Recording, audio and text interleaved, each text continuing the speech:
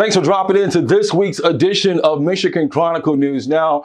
I'm digital anchor Andre Ash. Time to get to some of the top stories trending this week and making headlines on our website at MichiganChronicle.com.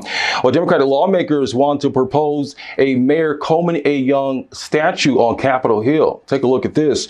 Local political leaders and lawmakers gathered this week to introduce a resolution at the state Senate that will remove the Lewis Cass statue located in the National Statuary Hall collection in Lansing and replace it with Young, who was the city's mayor for 20 years. The statue will honor Young's important achievements in the restoration of the city of Detroit while championing the civil rights of Detroiters.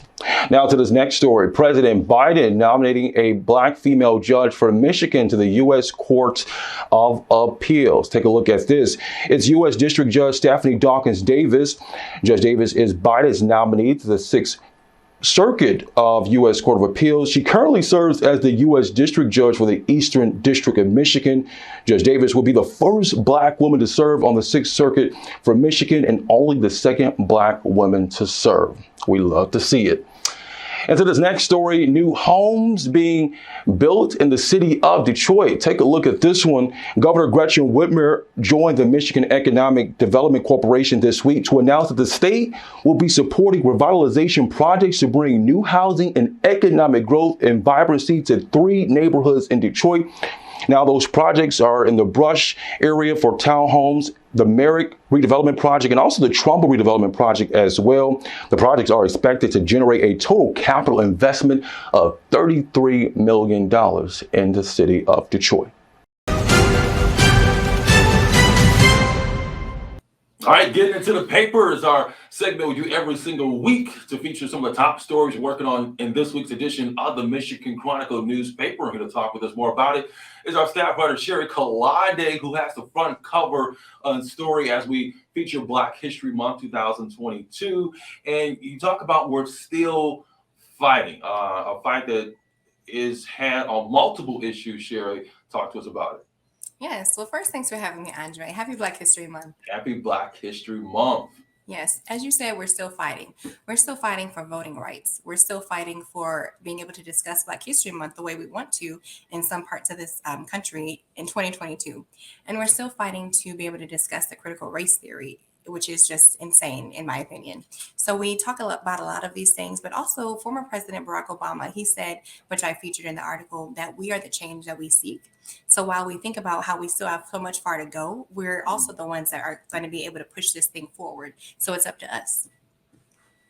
Yeah. And you also make attributes to, profiling a figure that is making history herself on Detroit's own.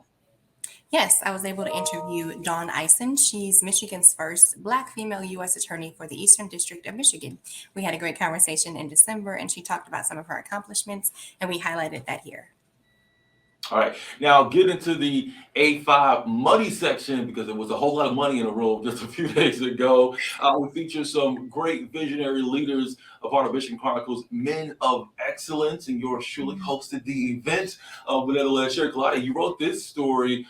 And speaking of Black, the theme of this year's awards and event was being unapologetically Black. Absolutely. And by the way, you did a great job hosting. I'm like, was I at the Grammys or the Academy Awards? Stop it. Thank you. I appreciate that. No problem. But it was fun. It was amazing. We dressed up in all Black, and for those who got the memo, by the way. But we drank. We had, just hors d'oeuvres. I didn't get a chance to eat though. But me neither. Me neither. That's another story. But yeah. But it's in the money section of this week's edition, and you had it all covered. Exactly. We just celebrated the men who are unapologetically Black, the men who are striving and making a difference in the community, the ones who are on the front lines politically, religiously, like just in different aspects in the office, and they are celebrated and recognized. Yeah, it's right here in the A5 section of the Michigan Chronicle. Make sure that you do pick it up. You don't want to miss it.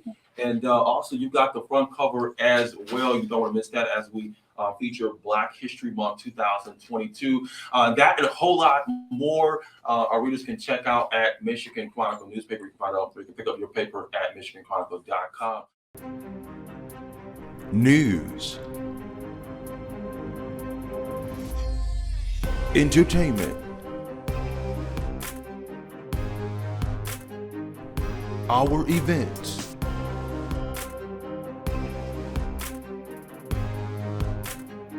digital content. This is who we are. This is what we do. This is Michigan Chronicle. Follow us at MichiganChronicle.com. 2 area businesses share the top prize in a 90-day barbershop challenge. It was just a wonderful thing, you know what I'm saying? Shears and Shave Spa on Livernois in Detroit and Great House Barber and Beauty on 9 Mile in Southfield awarded $10,000 each. You know, we were able to facilitate a lot of great things with the community, with the neighboring businesses, and to make a great impact on our community outreach. The Ford Motor Company Fund acknowledging both Black-owned businesses as a part of its annual Men of Courage Detroit Barbershop Challenge. Both shops took on the 90-day competition, tasked with who could best activate its space for transformative community outreach and creative community engagement. Both barbershops really went above and beyond in meeting the true essence of the challenge, which is not only changing the narrative about Black men, but engaging with the community. Over at Shears and Shave Spa, Don Sanford organized a life skills event on gun and fire safety with young men and engaged Detroiters on the election process and more. Fathers hearing their son's heart for the first time, because it's not easy to understand what your children are going through, but when you're in a safe space where you can take your mask off figuratively and speak about what they're going through and hear other young men going through and fathers going through the same thing, they felt comfortable and they shared. Under Dwayne Greathouse's leadership at Greathouse Barber and Beauty, their outreach efforts were targeted on youth mentoring and connecting them to resources such as financial wellness. You know, by it being Black History Month, you know, we just really are, happy that we're continuing, those great men and women, throughout history that has helped propel us to this point where we can make an accomplishment like this. Both shops delivering on Ford Fund's Men of Courage mission, and that's positively changing the narrative of African American men. For every vendor and everyone that participated, the community, we thank you. We could not have done this without you.